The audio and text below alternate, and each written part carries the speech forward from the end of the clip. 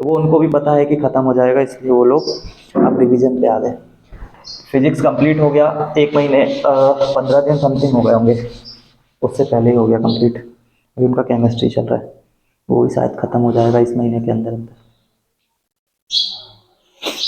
x+2 तो जल्दी start करने का ये फ़ायदा होता है।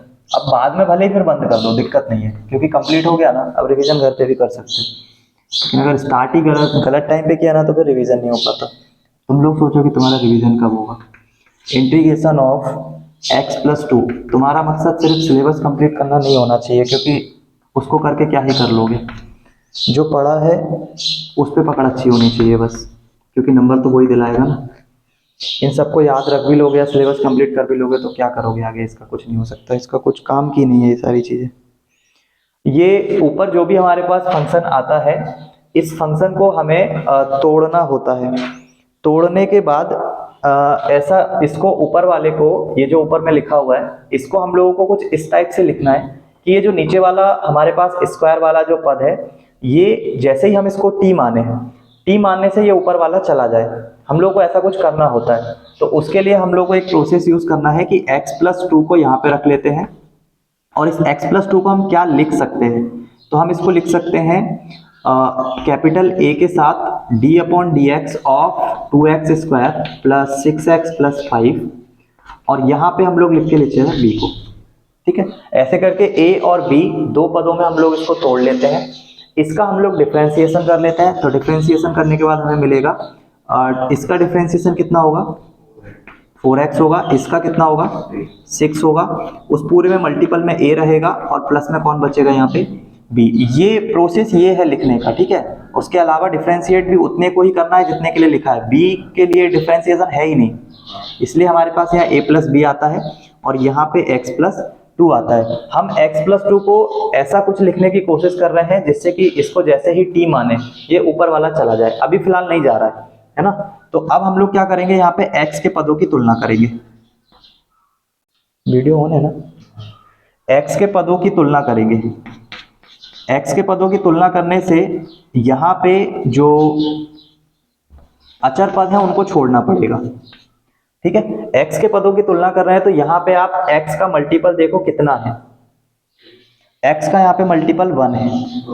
ये अचर पद है तो तुलना में ये नहीं आएगा, ये 0 हो गया, तो हमारे पास सिर्फ ये आएगा। और यहाँ पे आप देखो x का मल्टीपल कौन है, 4, और 4 के साथ कौन आएगा, बाकी कुछ भी नहीं आएगा। तो हम लोगों को a का मान मिल जाएगा कितना, 1/4। अब हम लोग अचर पदों की तुलना करेंगे।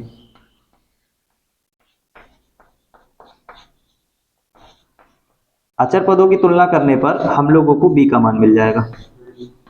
ये a का इसलिए पहले निकालते हैं कि जब आप अचर का तुलना करोगे तो उसके साथ a भी आएगा, फिर b भी आएगा, तो उसके लिए a का मान होना जरूरी है, तभी आप b का निकाल पाओगे। तो a का इसीलिए पहले निकाल लेते हैं। अचर पदों की तुलना करेंगे तो बराबर के इधर 2 है अचर पद, बराबर के इधर a के साथ ये 6a रहेगा अचर में, और प्लस का कौन रहेगा, b रहेगा। ठीक है, ये समझ में आ रहा है ना, अचर पदों की तुलना और x के पदों की तुलना कैसे कर रहे हैं हम लोग। इसके बाद ये a का मान हमारे पास आ गया कितना, 1/4, तो उसको रख देंगे। तो 6 गुणा 1/4 और धन के साथ b, इसको कैंसिल आउट करेंगे, 2 तिया 6 और 2 दूनी 3/2 को माइनस करना है 2 में से, तो b बराबर 2 में से माइनस करेंगे 2/3 को, 3 दूनी 6, 6 में से 2 जाएगा तो 4, b का मान कितना आ गया हमारे पास, 4/3। अब आपने स्टार्ट भले ही यहां से किया था, हाँ 6 में से 2 जाएगा तो पॉजिटिव 4/3 आएगा ना। तो देखो हम लोग स्टार्ट यहां से किए थे, लेकिन ए बी के मान रखना कहाँ पे, यहां नहीं रखना, क्योंकि ये तो डिफरेंशिएटर वाला है, हमको रखना कहाँ पे, यहाँ पे। ठीक है, अब आपको क्या पता लग जाएगा कि जैसे ही आप x+2 को लिखना चाहते हो तो x+2 की जगह पे आप a का मान यहाँ रख दो 1/4 और b का मान रख दो आप 4/3। तो आप इस x+2 की जगह पे लिख सकते हो किसको, इसको 1/4, 4×6 प्लस 4/3, और जैसे उसको लिखेंगे फिर दोनों के बीच में प्लस का मार के दोनों को सेपरेट कर लेंगे। सेपरेट करने से क्या होगा, इसको t मानने से ये पहला वाला चला जाएगा, है ना। फिर b में तो अपने पास नंबर है, तो b में तो अपने पास 1 अपॉन या जो भी है नंबर के बटे में ये आएगा, अकेला ये। तो नंबर के बटे में अगर ये आता है तो उसको हमको सॉल्व करना आता है ना, उसका वर्ग समीकरण बनाएंगे, देन उसको फॉर्मूले की रूप में लेकर जाएंगे। कभी कभी ये भी कर सकते हैं कि अगर यहाँ पे कोई ऐसा पद दिख रहा है जो इसको t मानने से आ सकता है, जैसे अभी फिलहाल देखो x के बटे में इस पूरे को लिख सकते हो ना, लेकिन होगा क्या कि जब तुम इसका डिफरेंशिएशन करोगे तो एक नंबर भी आएगा तुम्हारे पास ये 6 इधर से, और यहाँ पे भी x बचेगा, तो तुम इसको हटा ही नहीं पाओगे, है ना। तो अगर इनकेस यहाँ पे कोई ऐसा नंबर लिखा है जो इसको t मानने से जा रहा है तो फिर ये सब करना नहीं है, लेकिन अगर नहीं जा रहा है तो फिर ये सब करना पड़ेगा, इसको हटाने का प्रोसेस लगाना पड़ेगा। और इस तरीके से हटाते हैं कि नीचे वाले को t मानने से उनमें से एक आ जाए और दूसरे वाले को हम वर्ग समीकरण बना के सॉल्व करेंगे। करो पहले इसको इतना उठा के ले जाओ इसको। ये जो हमारे पास वैल्यू आए हैं इन वैल्यूज को उठा के हम लोग यहाँ पे रखेंगे, ठीक है। और यहाँ पे रखने के बाद ये जो इक्वेशन है ये हमको दिखाएगा कि हम किस जगह पे किसको रख सकते हैं, ठीक है। तो इस इक्वेशन में जैसे ही रखेंगे x+2 के बराबर में आ गया 1/4, और तुम लोग अगर इसको सॉल्व करोगे ना तो तुम लोगों को यही मिलेगा। तुम इस पूरे को सॉल्व करोगे ना, इस पूरे को सॉल्व करोगे इन दोनों को, तो इन दोनों को सॉल्व करने का तुमको यही मिलेगा। सिर्फ क्या किया है कि इसको लिखने का तरीका चेंज कर दिया, ठीक है।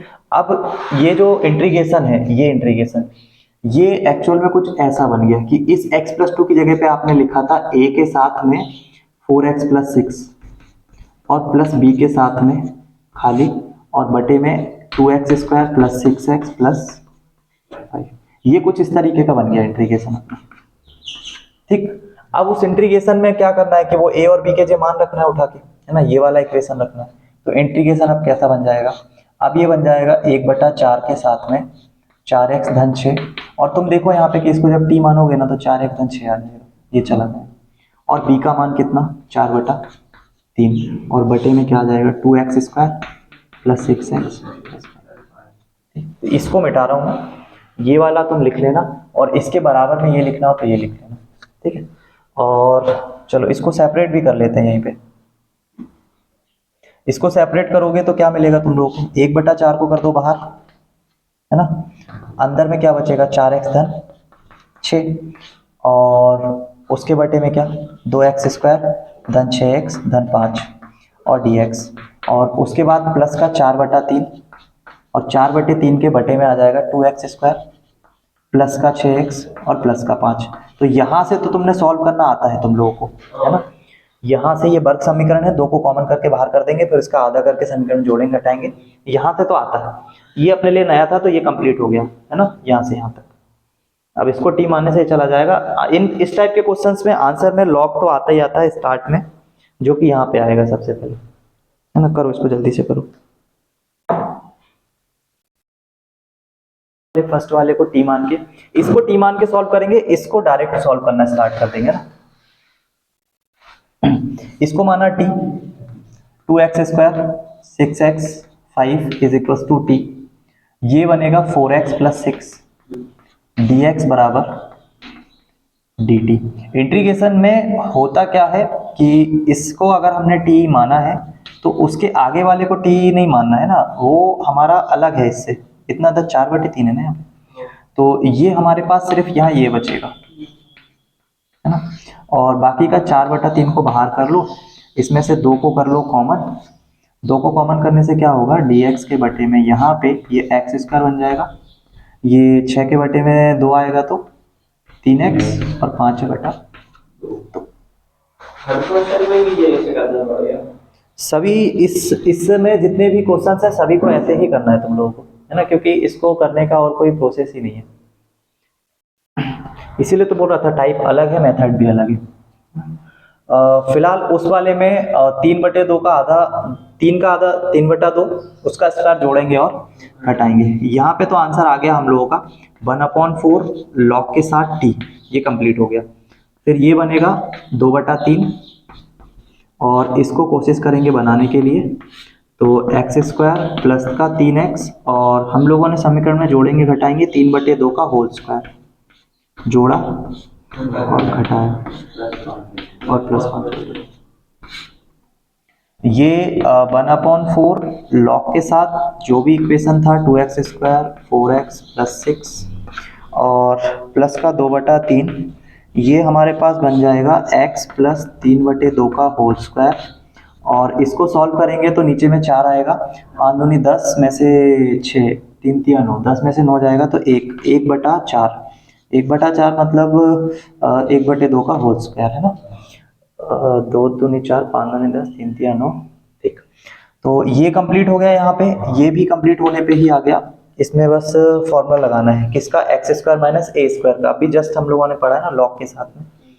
तो ये 1/4 आएगा, फिर लॉग के साथ 2x² 4x + 6 + 2/3 और इसका इंटीग्रेशन मार्क हटा दो। लॉग के साथ x आता है और प्लस √x² और a²। तो इसको हमने किससे बना के लेकर आए हैं, तो हमने इसको इससे ही बनाया है, इससे नहीं बनाया। x², 3x और 5/2 इससे बनाया है इसको, है ना, और प्लस का c। ठीक है, इससे बनाया है। कहाँ गया क्वेश्चन, फाइनल आंसर इसका आ रहा है 10 पॉजिटिव में आ रहा है क्या, अच्छा हाँ ठीक है। ये हमारे पास यहाँ पे 9 जो होगा नेगेटिव का होगा, 10 पॉजिटिव का होगा, बड़ा वैल्यू पॉजिटिव है तो फिर और सरल हो गया ये, फिर 10 वाला फॉर्मूला लग जाएगा। 10 वाला होता है तो 2/3 तो आएगा ही आएगा, मल्टीप्लाई में 1/a आएगा, 1/a का वैल्यू ही 1/2 है, तो ये पूरा पलट के ऐसा होगा। और 10 इनवर्स के साथ में x + 3/2 और बटे में 1/2। 1/4 है लेकिन 1/2 क्यों ले रहे हैं, क्योंकि यहाँ पे a का मान आता है और ये किसका मान दिया हुआ है, a² का, तो हम इसको a बनाएंगे तो 1/2 का होल स्क्वायर लगाएंगे। ठीक है, करो इसको।